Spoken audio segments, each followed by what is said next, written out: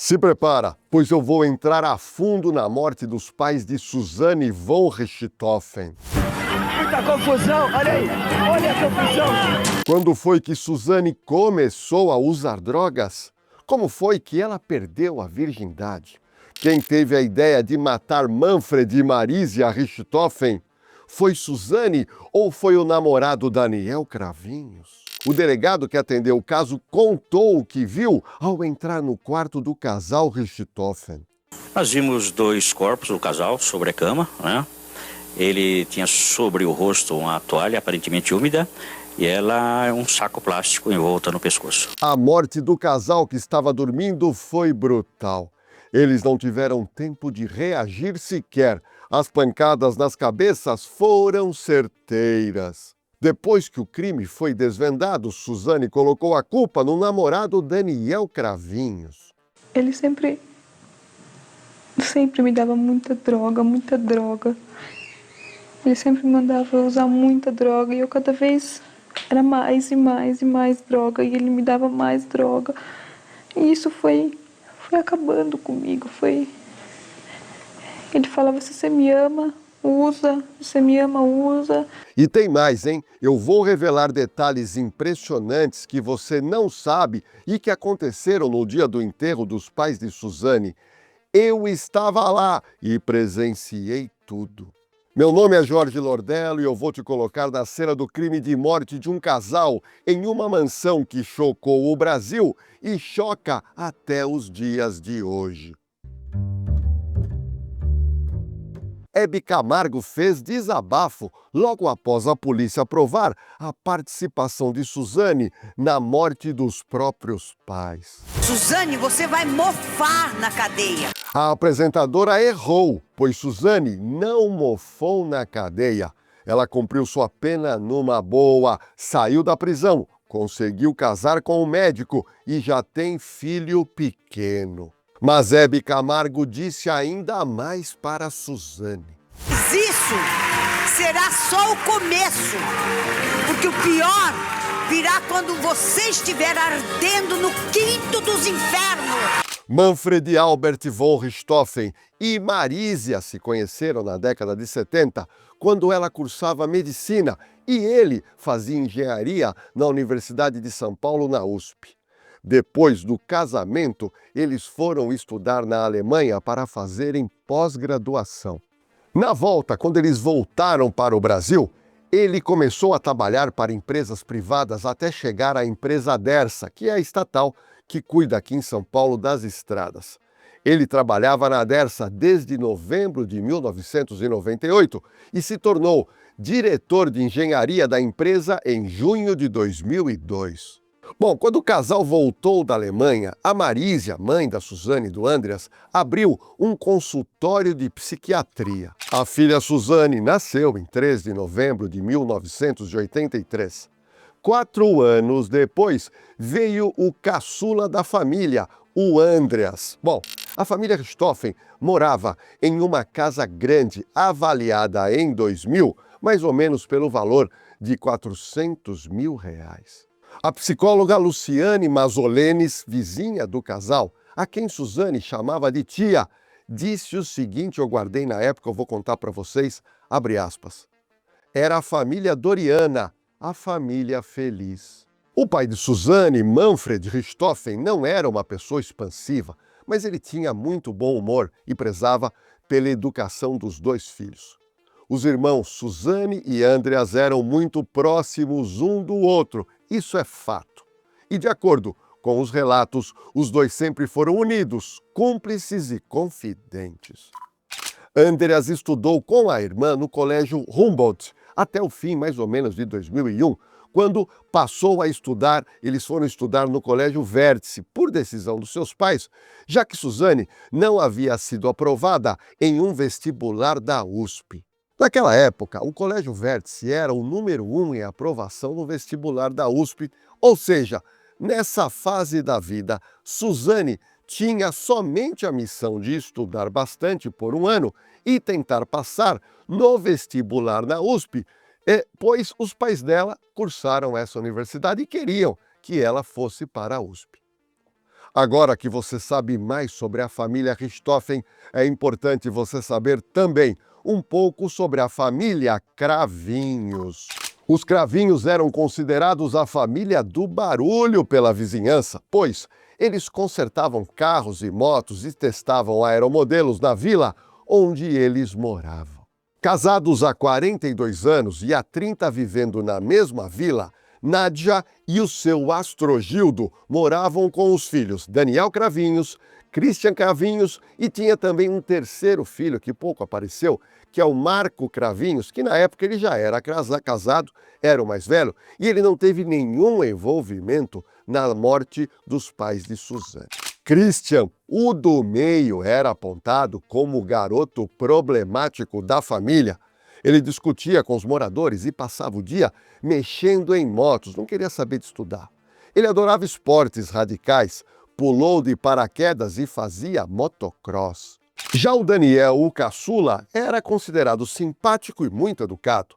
Desde os 13 anos, ele se dedicava ao aeromodelismo e ele era realmente bom nisso. Daniel, só para você ter uma noção, ele foi campeão paulista, foi campeão brasileiro, pan-americano, sul-americano e o quinto melhor do mundo em aeromodelismo em 1998, aonde ele foi participar um campeonato em Kiev, na Ucrânia.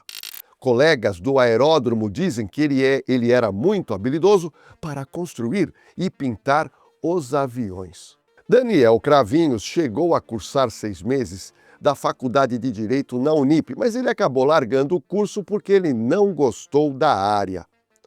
Os vizinhos nunca ouviram brigas e discussões na casa da família Cravinhos. Mas a pergunta que não quer calar é a seguinte, espera um pouquinho. Como é que essas duas famílias acabaram se conhecendo, já que eles moravam longe uma da outra? Como é que Suzane, que era uma moça de família rica, foi conhecer um rapaz que morava distante de família de classe média baixa?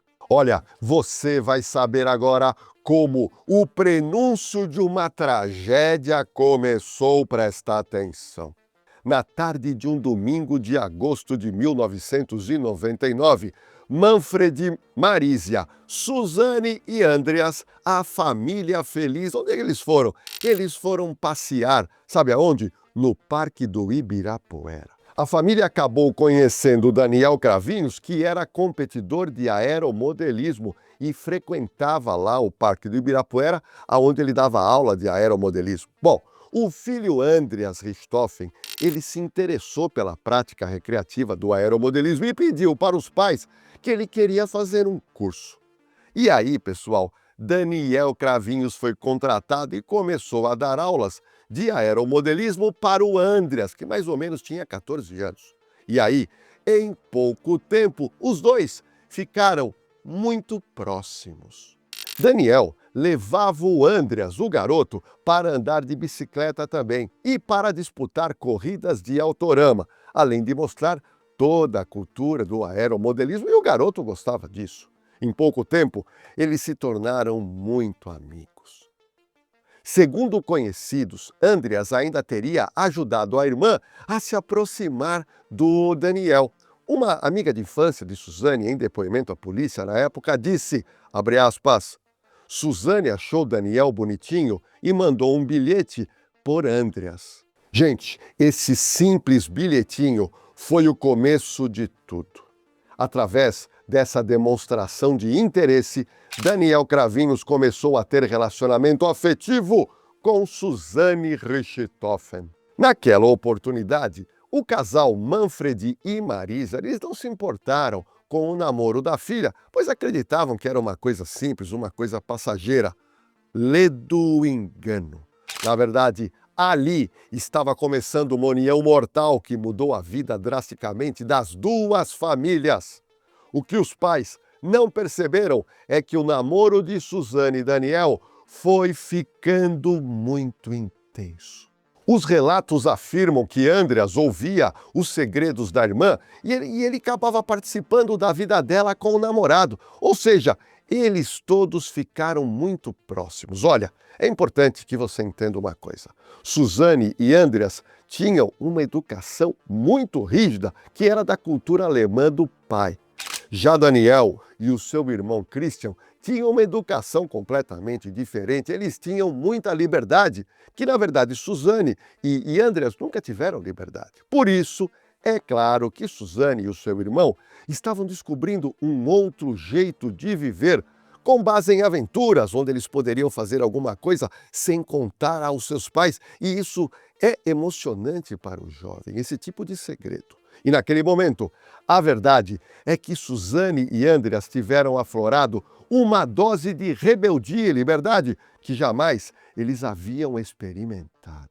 Olha, eu participei da cobertura desse caso na época, pois eu era sempre convidado para participar do programa Tarde é Sua com a Sônia Abrão. E eu tive acesso a muita informação privilegiada que eu vou dividir com você que me assiste aqui no canal. Segundo relatos, Andreas costumava praticar algumas delinquências na companhia do casal Suzane e Daniel, que já estavam frequentando motéis vai vendo.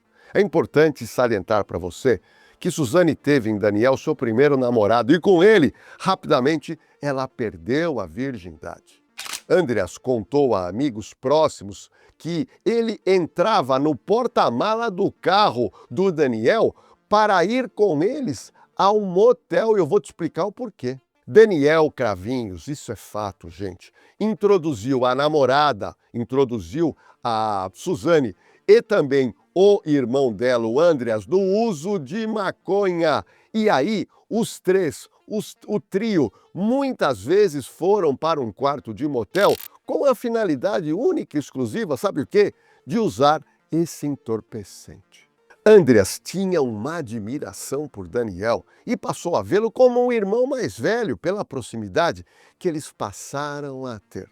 Bom, o irmão de Daniel, que chama-se Christian Cravinhos, também saía às vezes com o irmão, com a Suzane, com o Andreas, para fumarem todos juntos maconha. Então presta atenção, de uma hora para outra, a Suzane e o irmão se tornaram maconheiros. Já deu para você perceber que a vida de Suzane e Andreas mudou completamente de uma hora para outra. O interesse principal deles não era mais a vida regrada que tinha com seus pais de descendência alemã. Suzane e o irmão não estavam mais focados em estudar.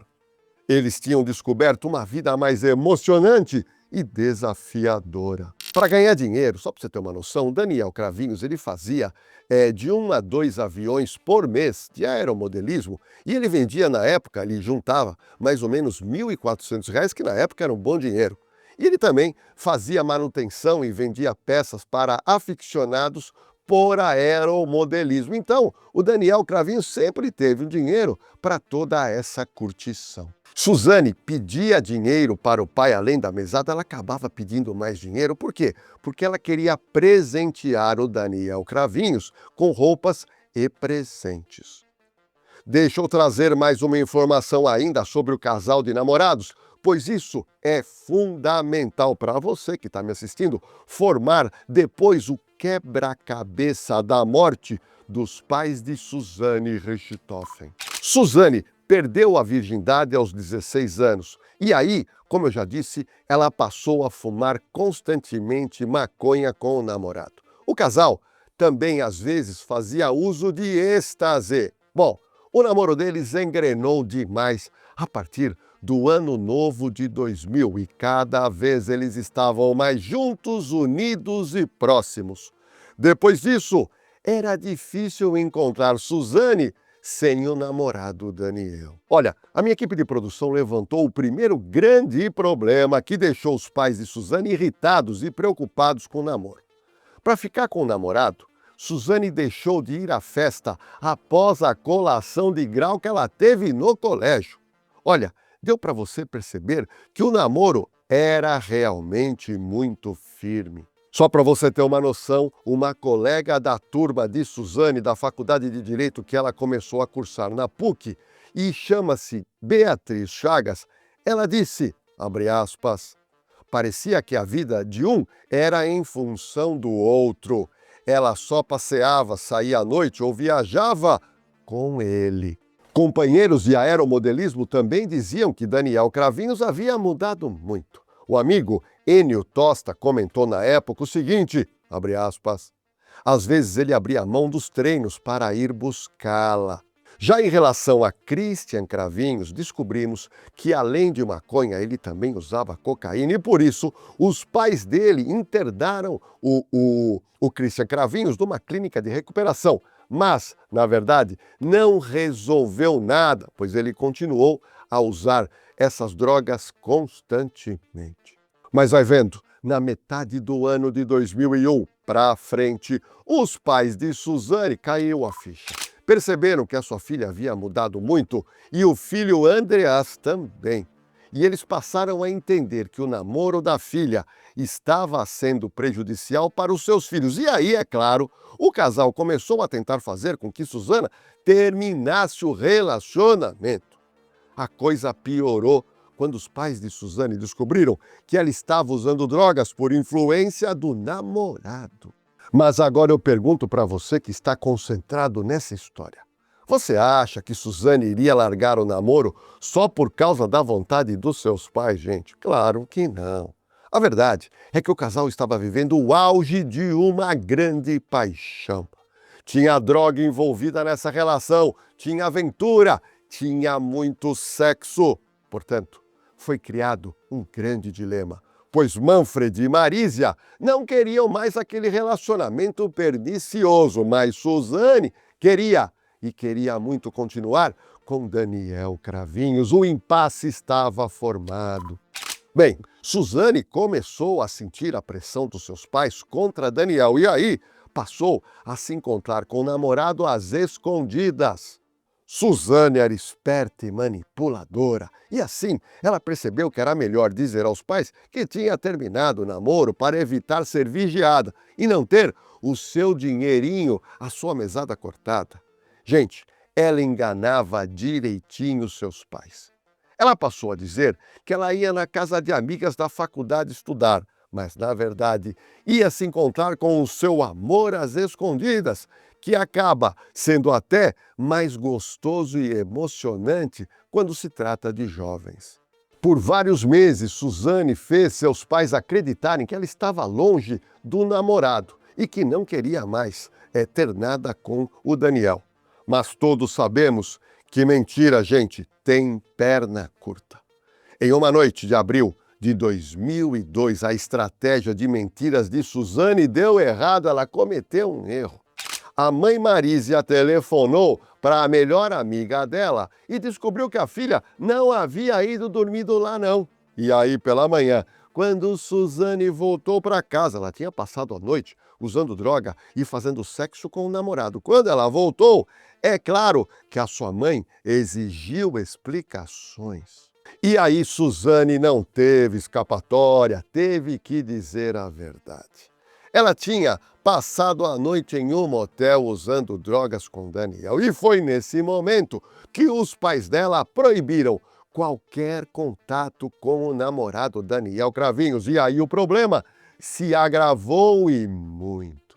Mas espera um pouquinho, você acha que uma moça jovem e voluntariosa iria seguir a ordem dos seus pais? Gente, é óbvio que não. Ela, a Suzane, estava tremendamente apaixonada pelo seu primeiro namorado. Eu acredito que essa ordem dos pais dela para terminar o namoro acabou unindo ainda mais ela com o Daniel Cravinhos. E com isso, Suzane foi se afastando, sabe de quem? Dos seus pais. Você que me assiste está entendendo toda essa trama da vida real? Isso pode acontecer com a família de qualquer pessoa. Tente imaginar o que estava acontecendo com a família Richthofen. Está na cara que os pais não tinham mais controle algum da filha, que na época já tinha 18 anos de idade apenas, já 2 anos de namoro com o Daniel. E isso gerou muito estresse e desunião familiar. Presta atenção, deixa eu te contar o que aconteceu em seguida. Com a proibição de namorar Daniel, Suzane, que costumava passar tardes inteiras conversando com a mãe, afastou-se de vez dos pais dela. Suzane não aceitava terminar o seu namoro e disse isso aos seus pais. Ela enfrentou os genitores com todas as suas forças. E aí, é claro, que os pais começaram a endurecer nas regras e endurecer na vigilância. Você percebeu que essa situação ela vem se piorando gradativamente, como você subindo uma escada. E aí, Suzane ficava mais perto e tinha mais confiança no namorado que em seus próprios pais. É claro que muitas famílias passam por isso. Realmente, não é fácil lidar com filhos jovens, apaixonados e ainda mais usando drogas, é o que a gente chama hoje de aborrecente. Mas ninguém, é claro, poderia imaginar que esse braço de ferro iria acabar num duplo homicídio. Mas vai vendo, em julho de 2002, Manfred e Marísia foram viajar para a Europa e Suzane não quis acompanhar os pais. Ela queria ficar em São Paulo sozinha. Olha o que aconteceu, gente. Nesses 30 dias de viagem dos pais, Suzane teve toda a liberdade para ver o namorado e praticamente passou todos os dias com ele. Foi uma verdadeira lua de mel, sem a pressão dos pais que viajavam. Mas as férias de julho acabaram e o casal voltou para a mansão da família. E foi aí que Suzane reuniu os pais e fez um pedido. Olha o que ela pediu. Ela queria que os pais comprassem um apartamento ou até mesmo um flat pequeno, pois ela decidiu que ela queria morar com o namorado Daniel Cravinhos. Eu sei que você está curioso para saber a reação dos pais dela. Manfred Richthofen foi muito claro. Disse que ela deveria terminar a faculdade de Direito, ela tinha que se formar, ela tinha que começar a advogar e quando ela tivesse o dinheiro dela, aí sim, ela poderia fazer o que bem quisesse da vida dela. O pai comentou que não queria o namoro, mas no fundo sabia que não estava conseguindo impedir aquele relacionamento.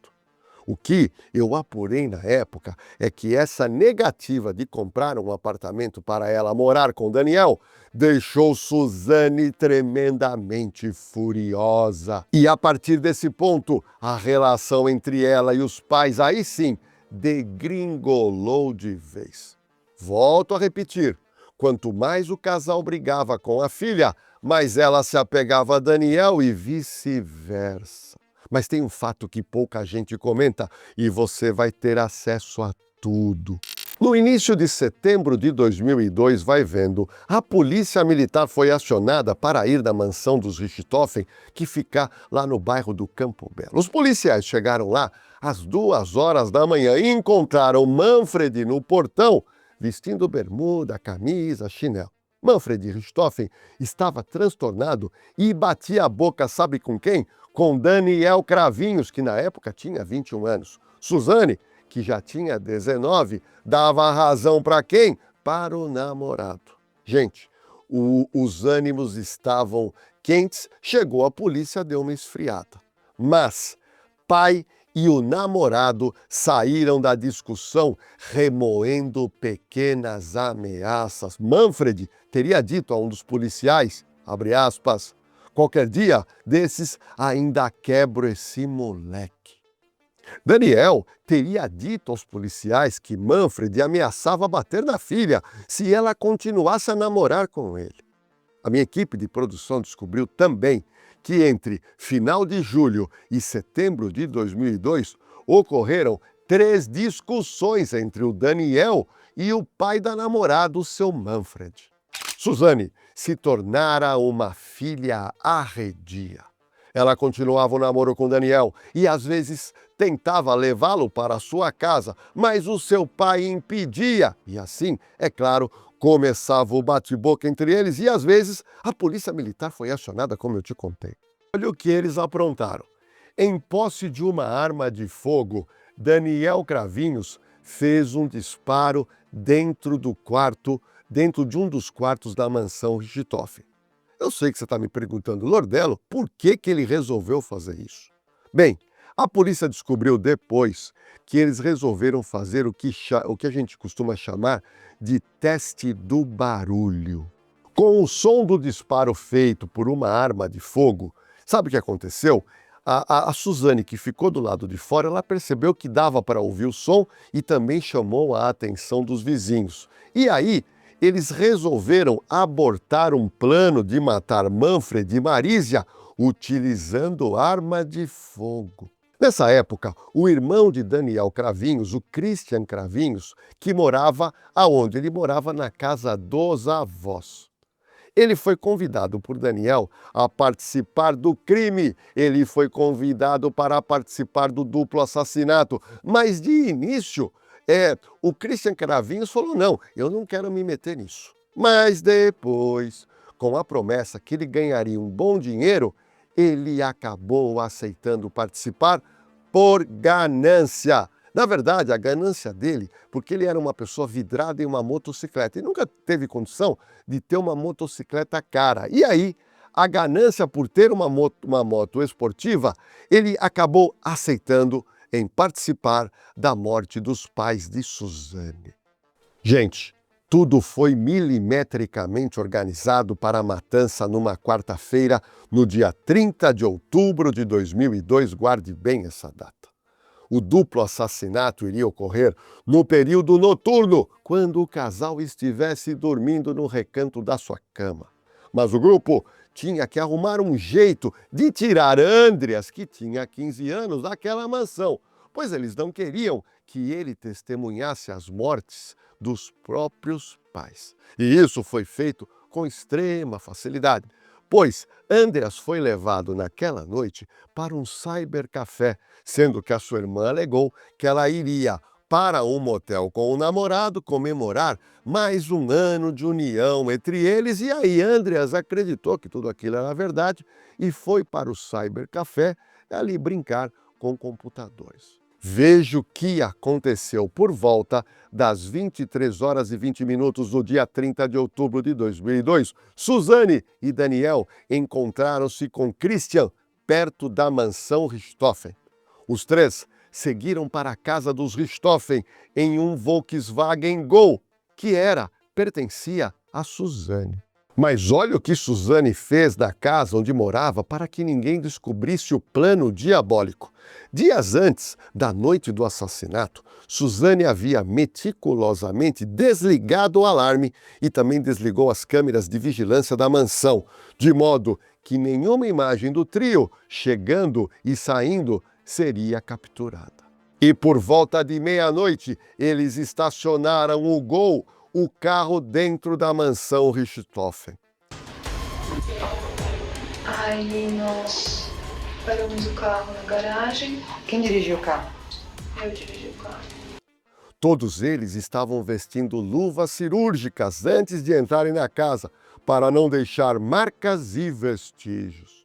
Dentro do carro já estavam barras de ferro ocas que foram utilizadas no assassinato. Eu vou te contar daqui a pouco o que aconteceu. Bom, os rapazes, Christian e Daniel Cravinhos, eles estavam vestindo blusas e meia calça para evitar que caíssem pelos pela casa. Eles queriam evitar deixar algum tipo de material genético que poderia posteriormente ser descoberto pela polícia. Bom, Suzane abriu o portão, subiu as escadas e acendeu a luz do corredor, para que os irmãos tivessem visão clara do quarto do casal, dos pais de Suzane. Suzane entrou de fininho no quarto do casal e viu o seu pai e a sua mãe dormindo tranquilamente. Aí, a estudante separou também na parte de baixo da casa sacos de lixo e luvas cirúrgicas que eram utilizadas pela mãe, que era psiquiatra. Ela acabou utilizando esses materiais para praticar os crimes com o namorado e o irmão do namorado. Os irmãos Cravinhos, armados com essas barras de ferro oca, entraram no quarto do casal.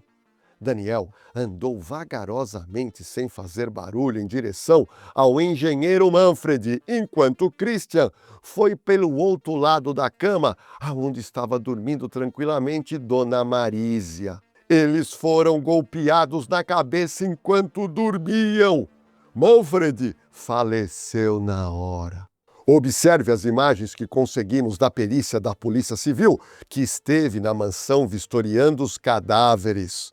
Um duplo assassinato na cama do casal e uma arma de fogo ao lado que pertencia a Manfred, pai de Suzane. Gente, o mais curioso é que a arma de fogo não foi usada em nenhum momento pelos homicidas. Observe o quarto dos pais de Suzane e como a polícia encontrou. Marísia, ao ser atacada, acordou e tentou se defender com as mãos e, por isso, teve 3 dedos fraturados. Christian bateu em Marísia por 5 vezes e colocou uma toalha em sua boca para que ela parasse de implorar para que os supostos assassinos não atacassem os seus filhos, que para ela estavam dormindo, mas ninguém estava na casa. Na realidade, só estava Suzane. O filho Andreas estava no cybercafé. Lê do engano, pois era a própria filha que havia arquitetado o crime. A vítima Marísia tentava resistir ao ataque de Daniel Cravinhos e este, de tanto forçar a toalha na boca da vítima, chegou a quebrar um dos ossos do pescoço da mãe de Suzane. Bom, depois de confirmar que os 2 cadáveres já estavam sem vida, Daniel colocou uma arma pertencente a Manfred perto do seu braço, ao lado da cama, e cobriu o rosto dele com uma toalha. Ela perguntou de forma se vocês tinham conseguido, já estavam mortos, se saiu tudo bem. Fez o serviço? Fez o serviço. Deu certo, deu errado? Já acabou? Já acabou. Já acabou. Já acabou uma coisa muito semelhante a isso. E você? Sim.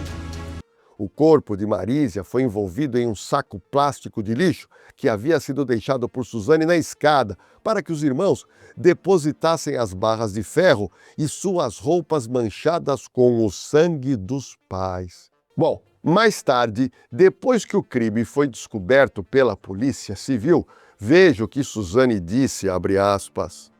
Chegamos em casa, eu entrei e fui até o quarto dos meus pais. Eles estavam dormindo. Aí eu desci, acendi a luz e falei que eles podiam ir. Fiquei sentada no sofá com a mão no ouvido. Eu não queria mais que os meus pais morressem.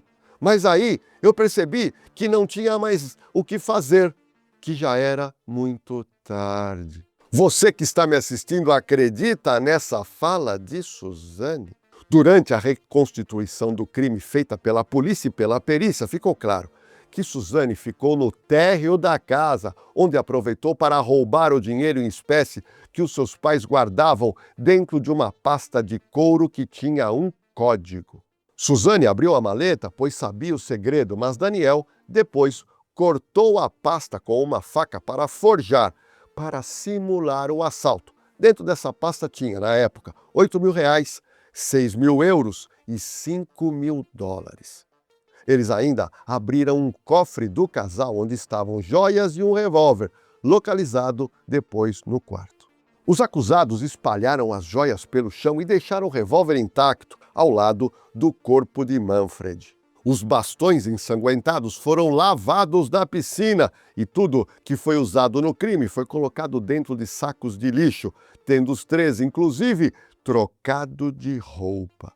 As imagens de como os corpos foram encontrados na cama são muito fortes, pois havia muito sangue, pois a maioria das pancadas, com barras de ferro, foram dadas na cabeça das vítimas. Nós tivemos que nublar as imagens, pois são fortes demais. Na reconstituição feita pela polícia, os acusados contaram o que fizeram dentro da casa após matar o casal. Observem imagens raras que nós conseguimos no dia em que peritos foram fazer todo o levantamento na mansão dos Richthofen. Esse vídeo mostra como a polícia encontrou os cômodos da grande casa até chegarem no quarto do casal, que estava morto, o casal em cima de uma cama. Enquanto os irmãos Cravinhos matavam o casal no quarto, Suzane providenciava uma desarrumação em alguns cômodos, pois a ideia do bando era tentar iludir a polícia, fazendo acreditar que tinha ocorrido naquela casa um assalto, seguido de homicídio, que seria o chamado latrocínio. O dinheiro roubado da mansão e algumas joias ficaram com Christian como pagamento pela participação dele. E aí, após o crime, ele foi deixado perto do apartamento onde ele morava com a avó. E aí o casal passou a terceira parte do plano. Sabe o que eles queriam? Forjar o álibi. Suzane e Daniel foram para um motel colonial que fica na Avenida Ricardo Jafé, na região do Ipiranga, Zona Sul, e esse motel ainda existe. Ficaram na suíte presidencial, pela qual eles pagaram na época R$300 pela estadia de um pernoite, e pediram uma Coca-Cola e um lanche de presunto. Olha, Daniel, curiosamente, no motel pediu uma nota fiscal na hora de ir embora. Bom, o casal ficou no motel entre 1h36 a 2h56, segundo o levantamento feito pela Polícia Civil. Ao deixar o motel, a dupla passou, sabe aonde? No Cybercafé, para pegar quem? O irmão de Suzane, Andreas, que tinha lá 15 anos de idade. Bom, aí eles foram até a casa do namorado da estudante e disseram ao adolescente que ele poderia andar em uma mobilete de Daniel. Pouco depois, conforme o plano original, começou a segunda etapa dessa simulação. Por volta das 4 horas da madrugada, vai vendo, Suzane e Andreas retornaram para casa, só eles. Daniel ficou na casa dele e Suzane, com o seu golzinho, eles voltaram para a mansão. Quando eles chegaram na casa, Suzane disse ter estranhado o fato das as portas estarem abertas. Ela falou isso para o Andreas para já tentar colocar na cabeça dele que a casa possivelmente tinha sido invadida. Bom, Andreas entrou na biblioteca e gritou para os pais, enquanto Suzane, orando, correu para a cozinha, pegou uma faca e entregou ao irmão, ordenando que ele esperasse do lado de fora da mansão. Tudo isso ela fez para tentar iludir o irmão. A estudante, aí que ela fez? Ela liga para o namorado, para o Daniel, e depois, junto com Andreas, eles deram vários telefonemas para dentro da casa, esperando que os seus pais atendessem. Mas é claro que o telefone não era atendido. Olha, deu para você perceber que o garoto Andreas, de 15 anos, foi levado a crer que a casa da família tinha sido invadida por ladrões. Às 4h09, Daniel contactou a polícia. Disse que estava na frente da casa da namorada e que suspeitava de um assalto no lugar e pediu a presença de uma viatura rápida. Nesse momento, a imprensa de São Paulo começava a ter ciência desse bárbaro crime. Um mistério para a polícia paulista, o assassinato de um casal dentro de casa num bairro nobre de São Paulo.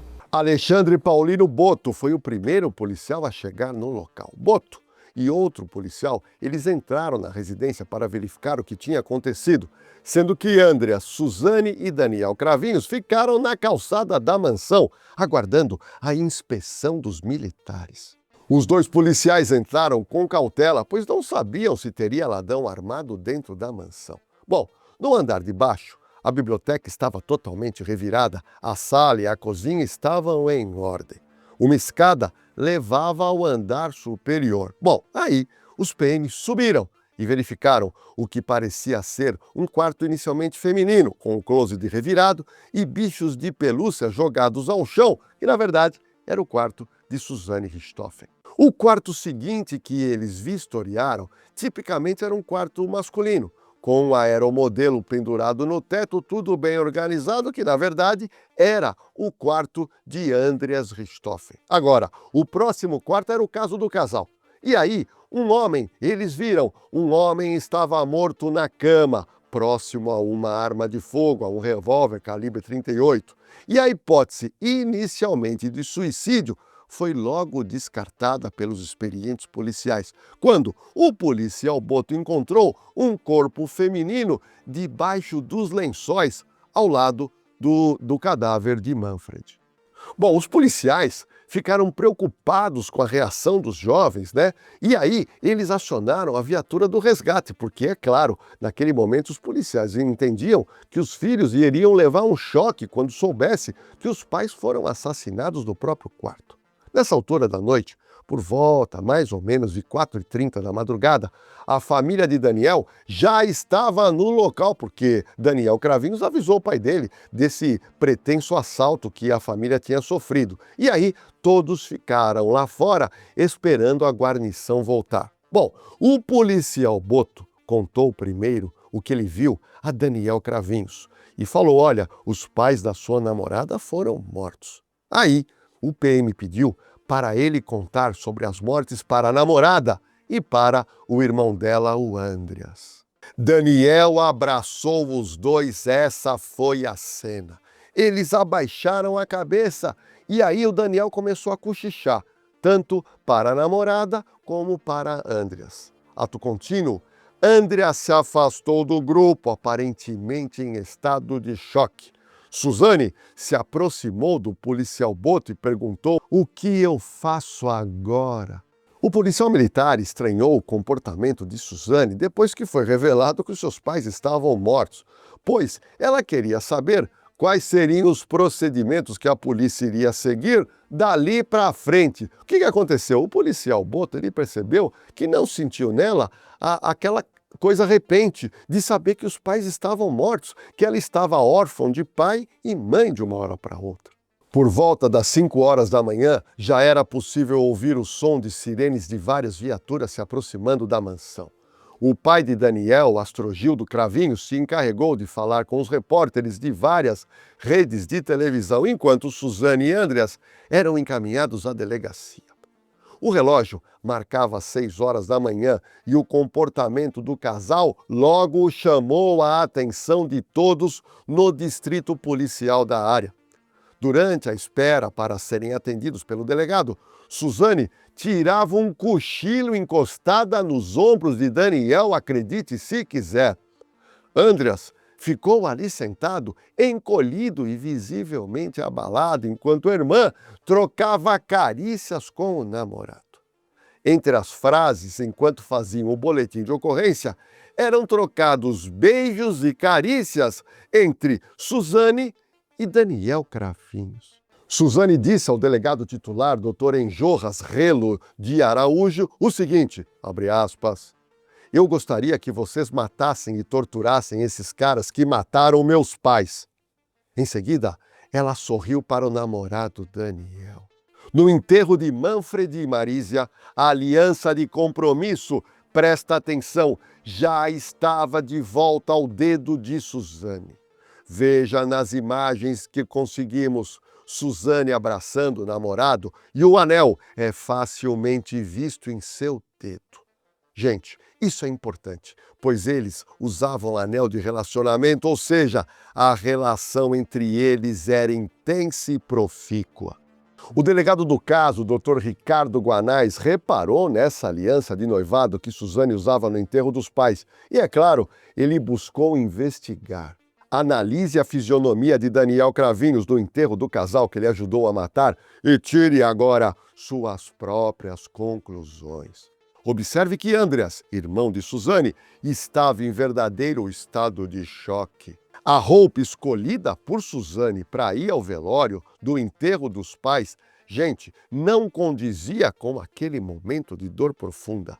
A vestimenta dela estava mais para uma balada do que para cemitério. Outro ponto que eu quero levar a você à reflexão é que Suzane, no velório, fazia fisionomia de choro, mas dos seus olhos não saíam lágrimas. A única certeza é que ela fingia tentando ser uma boa atriz, mas na verdade, para mim, que estava lá acompanhando esse velório, ela era uma verdadeira canastrona. É claro que para os investigadores que a morte de Manfred e Marísia foi algo produzido por amadores. Isso é óbvio, quando a polícia chegou lá, isso já ficou patente. Dentro da casa, o cenário também chamou a atenção das autoridades, pois tudo parecia muito arrumado para um crime tão bárbaro motivado por um suposto assalto.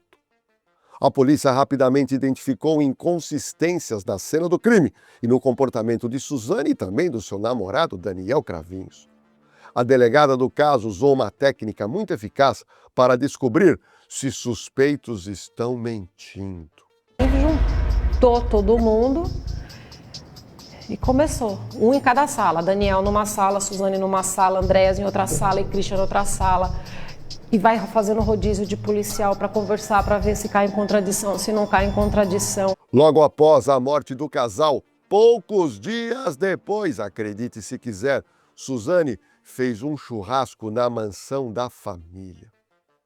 A Polícia Civil estava monitorando tudo. E é claro que uma festa dias depois da morte dos pais era algo totalmente fora de contexto e fora de padrão. Teu pai e tua mãe morrem e você vai dar uma festa? A investigação avançou rapidamente. Em apenas uma semana, Christian Cavinhos confessou sua participação ao então delegado de polícia, Dr. José Mazzi. Essa admissão precipitou as confissões em seguida de Suzane e o namorado Daniel. Christian foi pressionado pela descoberta de uma compra suspeita. Na verdade, ele pegou o dinheiro que era da família que foi morta e ele comprou uma motocicleta na época por $3.600, valor que foi proveniente do dinheiro roubado da mansão Richthofen. Ele tentou assumir inicialmente, olha que curioso, ele tentou pegar toda a culpa para ele e tentar livrar quem? Livrar o irmão Daniel, mas ele logo acabou confessando toda a trama. Suzane resistiu por mais tempo, exibindo indignação e tentando manter a sua inocência, até finalmente ela teve que admitir o seu envolvimento, pois as provas eram robustas contra ela. Suzane, quando percebeu que não adiantaria mais negar a sua participação nas mortes dos próprios pais, resolveu colocar a culpa, sabe em quem? Ela resolveu dizer que tudo foi uma armação do namorado Daniel Cravinhos. Ele sempre me dava muita droga. Ele sempre mandava eu usar muita droga e eu cada vez era mais e mais e mais droga e ele me dava mais droga. E isso foi acabando comigo, Ele falava, se você me ama, usa, se você me ama, usa, se você me ama, faz isso, e eu ia. Suzane criou uma história para contar para a polícia. Ela se fez de vítima nas mãos do namorado Daniel Cravinhos. Ela contou ao delegado como ela perdeu a virgindade. Do banheiro, ele já saiu de toalha e sem nada daquilo que eu sempre sonhei, sem nada daquilo que eu sempre imaginei, naquele dia eu perdi minha virgindade com ele. Observe que Suzane tenta convencer os policiais que ela se perdeu das drogas por causa do namorado. Fui para casa dele com ele. E lá, ele começou a me oferecer várias drogas. E ele falava, vai, cheira, não seja careta, vai. Pode confiar, você não vê? Eu faço e é legal, faz também. Mas Daniel Cravinho contou outra versão diferente da fornecida pela namorada. A verdade é que depois que eles foram presos, eles perceberam que a casa tinha caído. E aí era cada um por si. Gente, o amor desse jovem casal tinha acabado. Agora era tentar ser absolvido ou pegar uma pena menor pelos crimes que eles cometeram. Ela já fumava maconha e cigarro antes de me conhecer. Eu comecei a fumar maconha e cigarro depois que eu conheci. Os problemas que eu tive com a Suzane começaram a vir desde um ano de namoro. Ela disse pra mim que queria matar os pais. No final desse áudio, Daniel Cravinhos disse com todas as letras que a ideia de matar os pais veio de Suzane e não dele. Tive com a Suzane começaram a vir desde um ano de namoro. Ela disse pra mim que queria matar os pais. Pra ela a vida já estava perdida. Pensou em tirar a mangueira do freio do carro. Pensou em botar fogo no sítio com eles dentro. Mas Suzane rebatia essa versão do namorado e colocava a culpa nele. De todas as formas, destruir aquela imagem linda que eu tinha do meu pai, do paizão, do amigo. O psiquiatra Guido Palomba falou sobre a relação entre Suzane e o namorado Daniel. O amor também é momentâneo. Não é o grande amor da minha vida. Esses condutopatas, eles não formam laços afetivos profundos. É circunstancial, isso é importante. Você está reparando que de casal apaixonado sobrou o quê? Sobrou ódio e a vontade de um ferrar com o outro para salvar a própria pele. Suzane contou aos investigadores que somente depois percebeu que o namorado estava de olho no dinheiro da sua família. Para ele e para a família dele, você é a galinha dos ovos de ouro dele. A mãe de Daniel, quando soube das acusações de Suzane contra o seu filho, resolveu defendê-lo. Na minha opinião, uma mulher consegue tudo de um homem.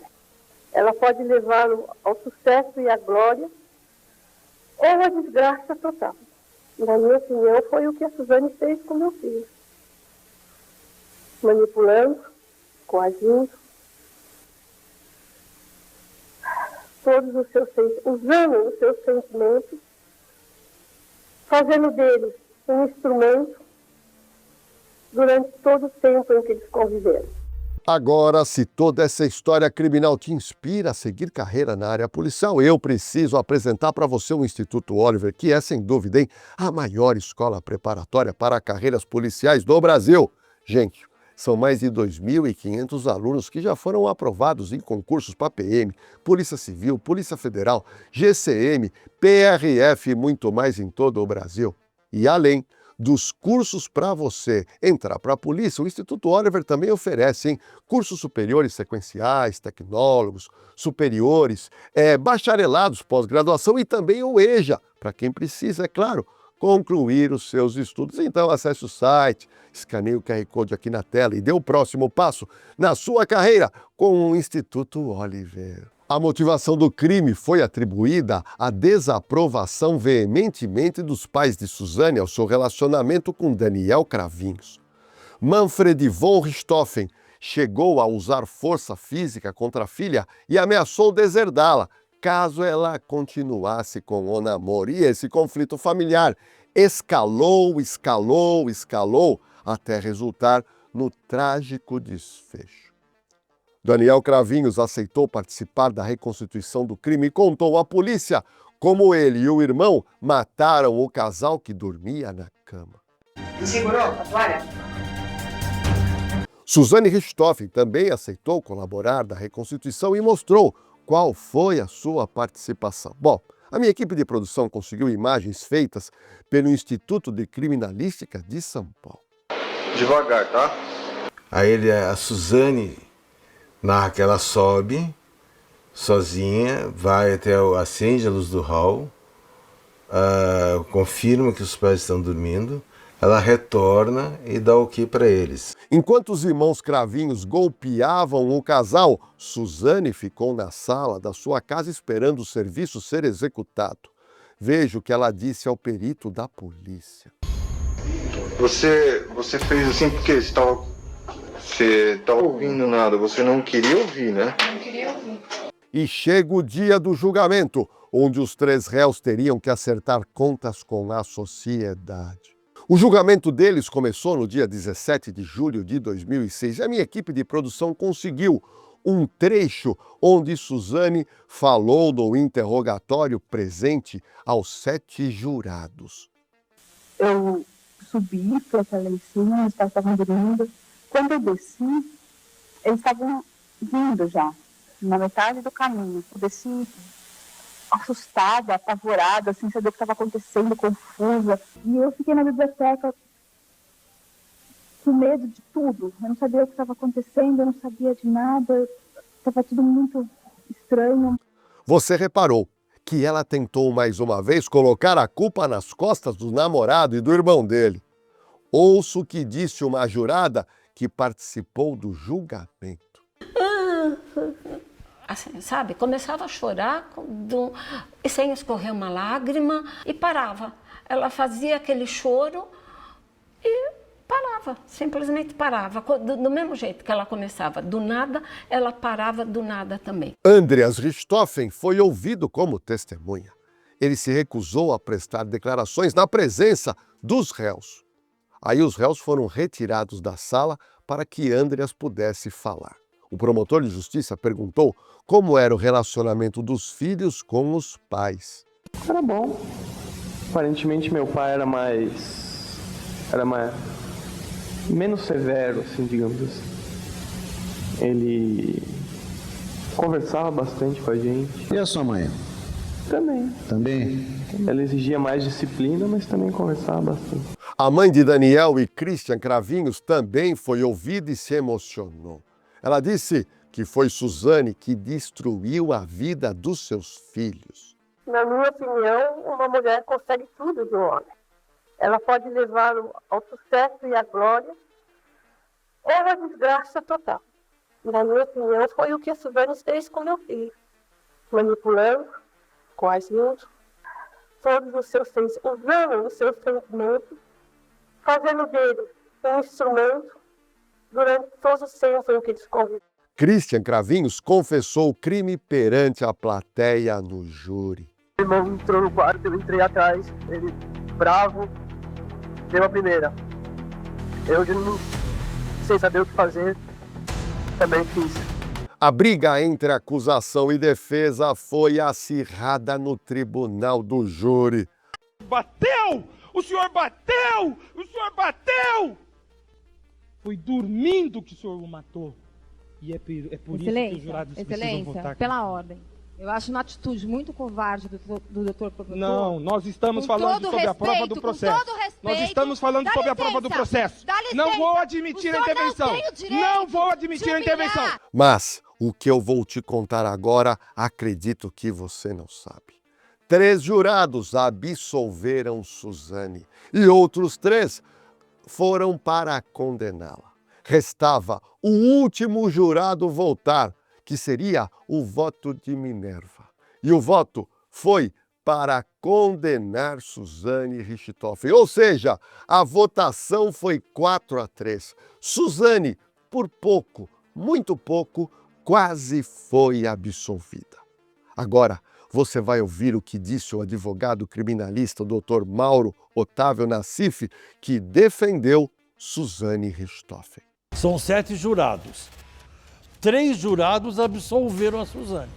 E 3 entenderam que ela era culpada. Ficou um só, faltando. A sentença só foi anunciada às 3 da madrugada do dia 22 de julho de 2006 e foi ofertada pelo juiz, o Dr. Alberto Anderson Filho, que presidiu o julgamento, que aconteceu, esse julgamento histórico, no Fórum Criminal da Barra Funda, em São Paulo. O Tribunal do Júri condenou Suzane Richthofen e Daniel Cravinhos a 39 anos de reclusão pelo assassinato de Manfred e Marisia von Richthofen, que foram mortos em 31 de outubro de 2002 na mansão deles no bairro do Brooklyn, em São Paulo.